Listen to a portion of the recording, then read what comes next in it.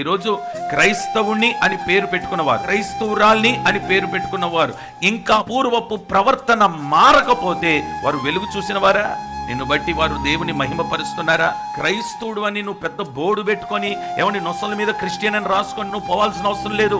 నీ ప్రవర్తనను బట్టి ప్రజలు చెప్పాలి, వీరు యేసును నమ్ముకున్నవారు, వీరు సర్వశక్తి కలిగిన దేవుని నమ్మిన వారు, వీరు క్రైస్తవుడు, క్రీస్తును ధరించిన వారు. అందుకని వీరి మాటలో మాధుర్యం కనబడుతుంది, వీరి మాటలో సమాధానం ఉంది, వీరి మాటలో స్వస్థత ఉంది, వీరి తాకిడిలో స్పర్శలో విడుదల ఉంది అని అన్యులు చెప్పాలి మన గురించి. నేను క్రైస్తవునండి, నేను క్రిస్టియన్ అండి అని చెప్పడం అవసరం లేదు.